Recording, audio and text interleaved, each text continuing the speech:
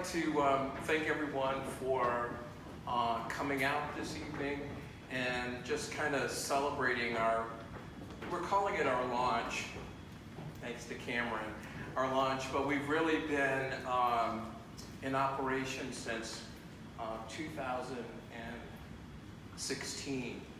So what is the Street Smarts?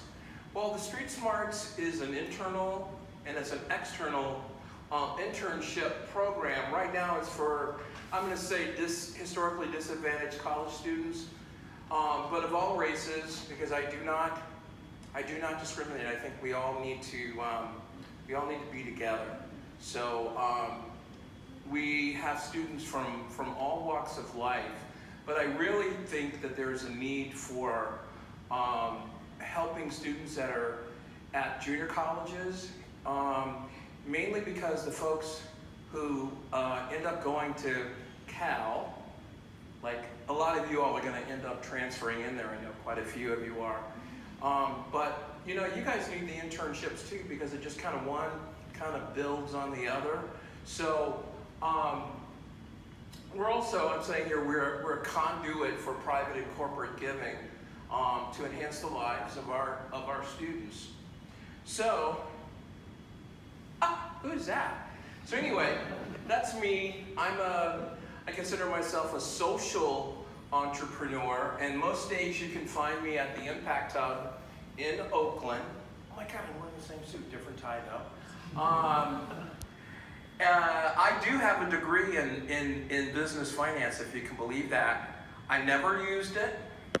All I remember was changing my major over to finance because one of my professors said, you know, you might like doing this, and he mentored me, but he was the only one that mentored me. And so I always remembered that. So my background before this, and this is how I met Maria, there she is. I started off as their first executive director. I actually helped with Dr. Michael Lenore, and if you ever hear on the radio on the weekends on, what stations is he on now? KBLX? He does the, is it the Medical Minute? They've changed it so many times, but Dr. Lenore actually took me under his wing. So he gave back to me, because he was my son's doctor, because he's a pediatrician, but I just kept bugging him, and he finally had me come into his office, and then ever since then, he has been one of my mentors. So for the last, I don't know, let's say 15 years or so, I worked at Home Box Office here in San Francisco in marketing. I've had 12 years experience in healthcare management, the last being for Sutter in Oakland at Summit, and member of fraternity. And I am the father of Campbell, right, who is, believe it or not, Cameron, he's graduating. Wow. I know, 4 years. He's graduating with a degree in kinesiology, even though he got admitted in economics because of his Kingsford Capital experience, which I'm going to talk to you guys in a minute. So you're probably wondering, well, other than Dr. Lenore, who is your mentor? Well, my biggest mentor is my dad, Frank Campbell. He's the first executive director of the PRA Tri-County Urban League, and my dad always was one to give back. And he did a lot of it kind of secretly, and I've since found out about a lot of the things that he did after he's passed away. My dad passed away in 2010, and he started a pipeline program called TSTM. It first was TST, but it stands for Tomorrow's Scientists, Technicians, and Managers. You probably have heard of STEM, right? So he's gotten so many, he's started a lot of young men and women on their careers. And he could just kind of see what they did. But I emulate my dad because he was, well, he was my dad, but like I said, since he passed away, I've realized that what he meant to other people, and it was talked about earlier about giving back, and my dad constantly did that. Somebody learned how to do Excel transitions, huh? Okay, I'm not going to spend much on this, but this is a chart that really shows you, in the finance industry, these are kind of like the five, if you want to say, subsectors. There's the central banking, there's banking and credit, securities, insurance, and funds. And you can just take a look and see where,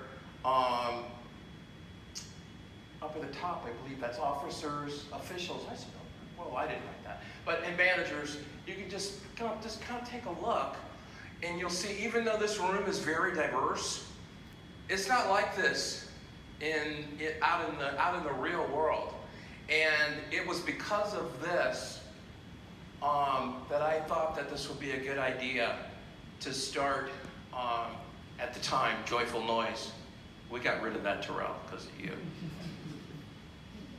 So how did it all start? It started with my son, right here. This was when he was the summer before his senior year in high school. He had an opportunity to work for Mike Wilkins, who is the managing partner of Kingsford Capital, and one of my board members, Jack Amden. He's not here, but Jack is the CFO.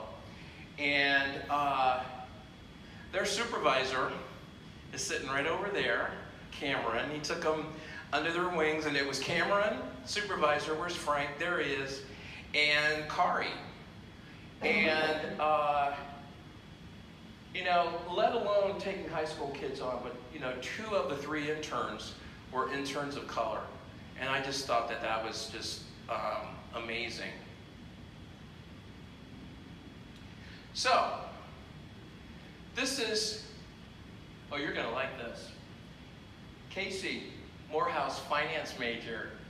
He worked with, raise your hand, Terrell. He worked for Terrell, and Terrell whipped him into shape. And he worked with Terrell. Well, first he was at Kingsford Capital, and then the next year he was working for Terrell, and he was doing something with Excel. I have no idea what it was. It went over my head, but he worked for Terrell, and then in 2018 he worked for Quicken Loans. He got recruited off the Morehouse campus. Any of you guys know who this is? Dan Gilbert. Dan Gilbert. This is the owner of Quicken Loans and the Cleveland Cavaliers. And they offered Casey a job on the spot after the end of the summer, so he's going to be a mortgage banker at Quicken Loans. I'm so proud of Casey, I don't know what to do. But, so, students, there's actually 2 pathways for the street smarts. One is our entryway into the more, when you think of high finance, you think of the hedge funds and private equity and wealth management, investment banking. And so what we're looking for is GPA of 3.5 or over, of good character, and interest in finance, economics, or mathematics, self-starter.